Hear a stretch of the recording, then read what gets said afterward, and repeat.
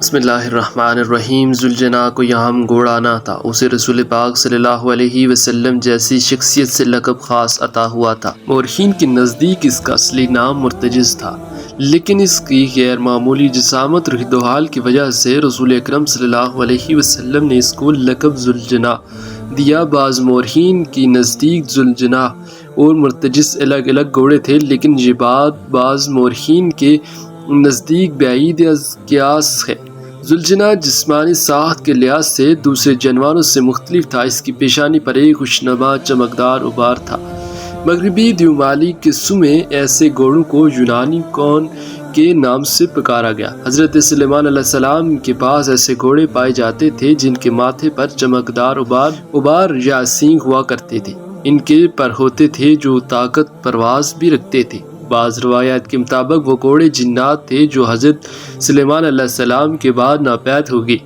ہندو کے اوتار کلکی کے مجسمے میں بھی اس کو ایسے گھوڑے پر بٹھایا گیا جس کے پر ہیں، اور حضرت صلی اللہ علیہ وسلم کی زوجہ محترمہ نے بھی جس گھوڑے کا کھلونا بنایا تھا وہ گھوڑا بھی پروں والا تھا، جس کو دیکھ کر رسول اکرم صلی اللہ علیہ وسلم نے تبسم فرمایا تھا۔ لہذا ذوالجناح کی منسوبیت ایسے گھوڑے سے ہے جن میں طاقت پرواز تھی۔ ایک روایت کے مطابق ذوالجناح کا شجرہ حضرت اسماعیل علیہ السلام کے گھوڑے سے جا کر ملتا ہے۔ دوسری روایت کے حضرت ابراہیم علیہ السلام گھوڑے پر فلسطین مکہ آیا کرتے تھے، اسی گھوڑے کی نسل سے ہے۔ بعض کے نزدیک ذوالجناح بھی جنت کے سواریوں میں سے ایک سواری ہے۔ ایک روایت کے ذوالجناح کے رسول اللہ کی خدمت میں تحفے کے طور پر پیش کیا گیا۔ واقعے کے مطابق مصر کے علاقے اسکندریہ کے بادشاہ ماکوس نے رسول اکرم صلی اللہ علیہ وسلم کی خدمت میں ایک خاتون سودا بنت زمعہ کو اور ایک بے مثال گھوڑا روانہ کیا تھا۔ رسول اکرم صلی اللہ علیہ وسلم نے سودا بنت زمعہ کو عقیدے کے ذریعے داخل حرام کیا۔ گھوڑے کو پرورش کے لیے حضرت علی شیر خدا کے سپرد کیا۔ یہاں یہ بات قابل ذکر ہے کہ ایک بادشاہ اپنے وقت کے سب سے بااثر شخصیت کو جو تحفہ پیش کر رہا ہے لازمی اس میں کوئی خاص بات ہوگی۔ کہا جاتا ہے کہ سکندریہ کے علاقے میں جو مصر کے شمال اور بحیرہ روم کے جنوبی کناروں پر واقع ہے، ایک گھوڑا جو آزادانہ پھرتا دیکھا گیا۔ یہ گھوڑا فسانی کردار کا مالک تھا۔ بہت سے بہادروں اور مہم جوؤں نے اس کو گرفتار کرنے کی کوشش کی مگر ناکام رہے۔ اس طرح اس گھوڑے کا قصہ زبان زاں عام ہو گیا۔ ایک طرف گھوڑے کا ذکر مافوق الفطرت داستان کے مطابق پر ہونے لگا۔ بادشاہ ماکوس نے رسول اللہ صلی اللہ علیہ وسلم کی خدمت میں بے مثال تحفے بھیجنے کی خاطر اپنے کارندوں کو اس گھوڑے کو پکڑنے کے حاضر روانہ کیا۔ ماکوس کے کارندے اس گھوڑے کو پکڑنے میں تو کامیاب ہو گئے، لیکن اس میں سوار ہونے پر ناکامی ہوئی۔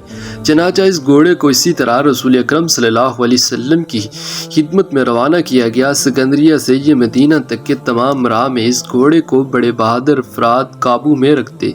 جب اس منہ زور گھوڑے کو رسول اللہ صلی اللہ علیہ وسلم کی خدمت میں حاضر کیا گیا تو رسول اللہ صلی اللہ علیہ وسلم نے اس جانور کو انتہائی پسند فرمایا۔ جب رسول اللہ صلی اللہ علیہ وسلم نے اس کی گردن پر ہاتھ پھیرا تو اس نے خوشی کا اظہار کیا، اس کے ساتھ ہی اس کی منظاری اطاعت میں تبدیل ہو گئی۔ رسول اللہ صلی اللہ علیہ وسلم نے اس وقت اس کو ذوالجناح کا لقب عطا فرمایا اور پرورش کے لیے اس کی رسی مولا علی کے دے دی۔ اس طرح یہ ان کے ساتھ ایسے چل پڑا جیسے صدیوں سے منزل کی تلاش میں بھٹکنے والے مسافر کی روح کو منزل پا لینے کی بات قرار آ گیا۔ نواسہ رسول حضرت حسین جب چھوٹے سے تھے تو تب سے ہی آپ اس گھوڑے میں دلچسپی لیتے تھے۔ ایک شہزادہ حسین اپنے نانا حضرت محمد صلی اللہ علیہ وسلم کے پاس گئے تو حضور اکرم صلی اللہ علیہ وسلم نے اپنے صحابہ اکرام کے ساتھ گھوڑے کے پاس کی کھڑے تھے۔ آقا دو جہاں حضور اکرم صلی اللہ علیہ وسلم نے جب اپنے نواسے حسین کو اپنے پاس آتے دیکھا تو بہت ہی خوش ہوئے۔ آپ صلی اللہ علیہ وسلم نے فرمایا کہ اے میرے پیارے نواسے، کیا آپ گھوڑے پر سواری کرنا چاہتے ہو؟ حضرت امام حسین نے جواب دیا، ہاں نانا جان، میں گھوڑے کی سواری کرنا چاہتا ہوں۔ جب یہ نانا اور نواسے میں بات چیت ہو رہی تھی کہ تو یہ گھوڑا بڑی غور سے حضور اکرم صلی اللہ علیہ وسلم اور شہزادہ حضرت حسین کی باتیں سن رہا تھا۔ جب دونوں کی باتیں ختم ہوئی تو گھوڑا نواسہ رسول صلی اللہ علیہ وسلم کے پاس جا کر بیٹھ گیا تاکہ حضرت حسین رضی اللہ تعالیٰ عنہ گھوڑے پر سوار ہو سکیں۔ حضور اکرم صلی اللہ علیہ وسلم نے فرمایا کہ بیٹا، یہ وہی گھوڑا ہے جو میدان کربلا میں تمہاری سواری اور مددگار ہوگا۔ اس کے بعد نبی اکرم صلی اللہ علیہ وسلم نے یہ گھوڑا حضرت حسین رضی اللہ تعالیٰ عنہ کو تحفے میں دے دیا۔ اس کے بعد ذوالجناح مولانا حسین رضی اللہ تعالیٰ عنہ کے پاس آ گیا۔ میدان کربلا میں مولا حسین رضی اللہ تعالیٰ عنہ پر مشکل وقت آنے پر یزیدی لوگ بھی ذوالجناح پر فکر کرنے لگے۔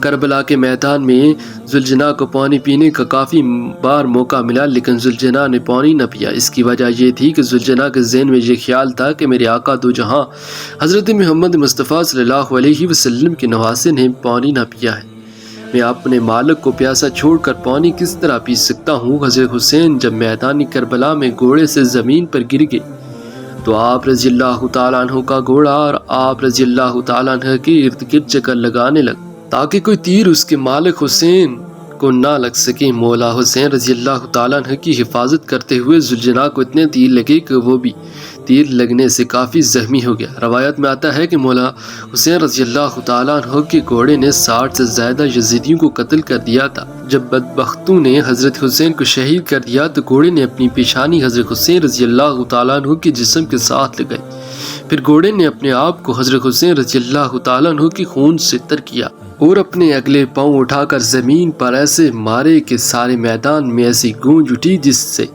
ساری یزیدی فوج گھوڑے کی طرف متوجہ ہوئی۔ جب سپہ سالار عمر بن سعد کی نظر گھوڑے پر پڑی تو اس کے دل میں فوری لالچ آ گیا کہ اس بہترین گھوڑے کو میں رکھوں گا۔ چنانچہ اس نے فوج کی ایک ٹکڑی کو حکم دیا کہ اس گھوڑے کو پکڑ کر میرے پاس لے آؤ۔ جب فوجی ذوالجناح کو پکڑنے کے لیے گئے تو گھوڑے نے بڑی زور زور سے زمین پر پاؤں مارنا شروع کر دیے۔ یزیدی فوج کو اپنے پاس نہ آنے دیا، وہ بھی گھوڑے کو چھوڑ کر بھاگ نکلے۔ یہ دیکھ کر عمر سعد نے کہا کہ گھوڑے کو اپنے حال پر ہی چھوڑ دیا جائے۔ پھر وہ گھوڑا حضرت امام حسین رضی اللہ تعالیٰ عنہ کے پاس جا کر آنسو بہانے لگا، اور حضرت امام بہقی سے روایت ہے کہ ایک شخص آپ کے پاس آیا اور آ کر کربلا میں موجود حضرت امام حسین کے گھوڑے کو کھدر گیا تھا۔ آپ نے فرمایا کہ اپنے ساتھ گھوڑے کو اپنے ساتھ لے جانا چاہتا تھا کیونکہ اس گھوڑے پر حضور اکرم صلی اللہ علیہ وسلم نے سواری کی تھی، لیکن وہ گھوڑا حضرت حسین کی شہادت کے بعد کسی کے ہاتھ نہیں لگا تھا۔ گھوڑے نے اپنے آپ کو نہر فرات کے حوالے کر دیا کیونکہ وہ ایسا گھوڑا تھا جس پر امام حسین کے بعد کوئی بھی سواری نہ کر سکتا تھا۔ زخموں سے چور، آنکھوں میں آنسو لیے گھوڑا نہر فرات میں گرا اور دیکھتے ہی دیکھتے اپنے ساتھ کے سامنے گھوڑا غائب ہو گیا۔